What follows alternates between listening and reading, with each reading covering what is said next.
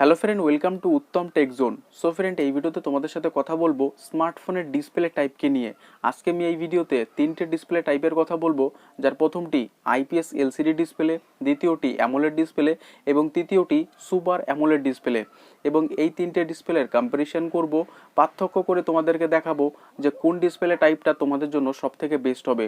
So video কিন্তু তোমাদের জন্য খুবই ইনফরমেটিভ এবং নলেজেবল হতে যাচ্ছে, তাই একটা স্টেপও মিস না করে শুরু থেকে শেষ পর্যন্ত দেখতে থাকো। হ্যালো ফ্রেন্ড, আমি উত্তম, তোমাদের সবাইকে উত্তম টেক জোনে স্বাগতম। চ্যানেলে নতুন হলে অবশ্যই চ্যানেলটি সাবস্ক্রাইব করে নোটিফিকেশন ঘন্টাটি অন করে অল সিলেক্ট করে রাখবে, পরবর্তী এমন ইনফরমেটিভ এবং নলেজেবল ভিডিও সর্বপ্রথম সবার আগে পাওয়ার জন্য। প্রথমত, আইপিএস এলসিডি ডিসপ্লে কি? আইপিএস এলসিডির ফুল ফর্ম হলো in panel switching liquid crystal display, শর্টকাটে আইপিএস এলসিডি। আইপিএস ডিসপ্লেতে একটি ব্যাকলাইট লেয়ার ব্যবহার করে থাকে ডিসপ্লেতে থাকা সমস্ত পিক্সেলে আলো তৈরি করার জন্য, এবং পিক্সেলের উজ্জ্বলতা পরিবর্তন করতে পিক্সেলগুলো অন অফ করা যেতে পারে। টিএফটি এলসিডির সীমাবদ্ধ দূর করতে আইপিএস এলসিডি ব্যবহার করা হয়। টিএফটি এলসিডি হলো থিন ফিল্ম ট্রান্সিস্টর ডিসপ্লে। আইপিএস ডিসপ্লেতে টিএফটি ডিসপ্লের থেকে better wide angle view, better colour, better contrast দিয়ে থাকে। সুপার আইপিএস এলসিডি হলো আইপিএস এলসিডির একটু আপডেট ভার্সন, কারণ এতে এলসিডির কোয়ালিটি একটু বেটার ইউজ করা যায়। এখন আমরা জানবো অ্যামোলেড ডিসপ্লে কি। অ্যামোলেড ডিসপ্লের ফুল ফর্ম হলো অ্যাক্টিভ মার্টিক্স অর্গানিক লাইট ইমিটিং ডিওড। এর নাম অনেক বড় বলে শর্টকাটে একে অ্যামোলেড ডিসপ্লে বলা হয়। অ্যামোলেড ডিসপ্লেটি তৈরি করা হয়েছে ওএলইডি ডিসপ্লে থেকে, বলতে পারেন ওএলইডি ডিসপ্লের একটি আপডেট ভার্সন। অ্যামোলেড ডিসপ্লেতে অর্গানিক প্রযুক্তি ব্যবহার করা হয়, যেটি লাইট ইমিটিংয়ের মাধ্যমে কালার তৈরি করে। অর্থাৎ যখন কোনো কালারের প্রয়োজন হয় তখন ওই ডায়োড অন করে দিলেই আলোর সৃষ্টি হয়, এবং ওই কালারের দরকার না হলে তখন ওই ডায়োড বন্ধ করে দেয়, যার ফলে কম ব্যাটারির পাওয়ার ব্যবহৃত হয়। এবং সুপার অ্যামোলেড ডিসপ্লেটি হলো অ্যামোলেড ডিসপ্লের একটি আপডেট ভার্সন, যেটি কিনা স্যামসাং কোম্পানি ডেভেলপ করেছে। এই সুপার অ্যামোলেড আরও বেশি চিকন হয়ে থাকে এবং কম ব্যাটারি ব্যবহার করা হয়ে থাকে। এখন আমরা আলোচনা করব আইপিএস ডিসপ্লে ভার্সেস অ্যামোলেড ডিসপ্লের মূল পার্থক্য কোথায়। প্রথমত আলোচনা করব কালার সোর্সকে নিয়ে। আইপিএস ডিসপ্লে এবং অ্যামোলেড ডিসপ্লের সবথেকে বড় পার্থক্য হলো ব্যাকলাইটের। আইপিএস ডিসপ্লেতে কালার তৈরি হয় ব্যাকলাইটের মাধ্যমে। আইপিএস ডিসপ্লেতে ব্যাকলাইট থেকে অ্যামোলেড ডিসপ্লেতে কোনো ধরনের ব্যাকলাইট থাকে না। ওএমএলইডি ডিসপ্লেতে কালার তৈরি হয় এলইডি ডায়োডের অন অফের মাধ্যমে। আইপিএস ডিসপ্লের নিচে ব্যবহৃত লাইট থাকে, ডিসপ্লের কালার শো করে। অন্যদিকে অ্যামোলেড ডিসপ্লেতে ব্যবহৃত প্রত্যেকটি পিক্সেলের কাছে তার নিজস্ব লাইট থাকে। এখন আমরা আলোচনা করব ব্যাটারি কনসাপশানকে নিয়ে। আইপিএস এলসিডির তুলনায় অ্যামোলেড ডিসপ্লেতে ব্যাটারি কনসাপশান বা ব্যাটারি বেশি সেভ করার ক্ষমতা বেশি হয়ে থাকে। যে মোবাইলে অ্যামোলেড ডিসপ্লে ব্যবহার করা হয় তার ব্যাটারির পাওয়ার একটু কম খরচ হয় আইপিএস এলসিডির তুলনায়, কারণ অ্যামোলেড ডিসপ্লে কালার তৈরি করার জন্য শুধুমাত্র কাঙ্ক্ষিত ডায়োডগুলো অন করে এবং বাকিগুলো অফ করে রাখে, এর ফলে ব্যাটারি অনেকটাই সেভ হয়। এখন আমরা কথা বলবো কালার কন্ট্রাস্টকে নিয়ে। কালার এবং কন্ট্রাস্টের কথা চিন্তা করলে অ্যামোলেড ডিসপ্লে আইপিএস এলসিডি ডিসপ্লের থেকে অনেক এগোনো আছে। অ্যামোলেডের কালার কন্ট্রাস্ট অনেক বেশি হয়ে থাকে এবং কালার অনেক বেশি আই অ্যাট্রাকটিভ হয়ে থাকে।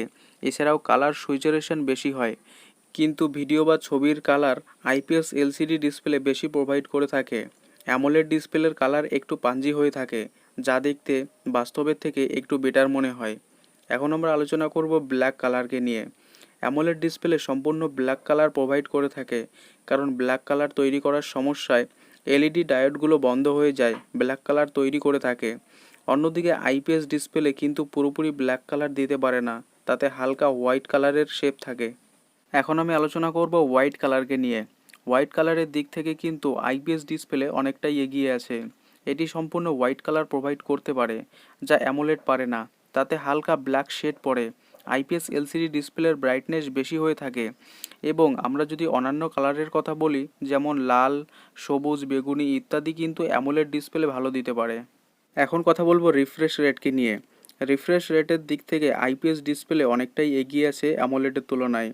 আপনি যদি গেমার হন তাহলে এই রিফ্রেশ রেট অনেক বেশি প্রয়োজন হবে, এবং এদিক থেকে আপনি একটি আইপিএস এলসিডি ডিসপ্লে কিন্তু চুজ করতে পারেন। অ্যামোলেড ডিসপ্লেতে কম রিফ্রেশ রেট ব্যবহার করা হয়ে থাকে, যেহেতু সবগুলো এলইডি ডায়োডগুলো কালার পরিবর্তন করতে হয়, তাই অ্যামোলেড ডিসপ্লেতে কিন্তু কম রিফ্রেশ রেট দেওয়া হয়। এখন কথা বলবো ডিসপ্লের ফিঙ্গারপ্রিন্টকে নিয়ে। অ্যামোলেড ডিসপ্লেতে আন্ডার ডিসপ্লে ফিঙ্গারপ্রিন্ট ব্যবহার করা অনেকটাই সহজ।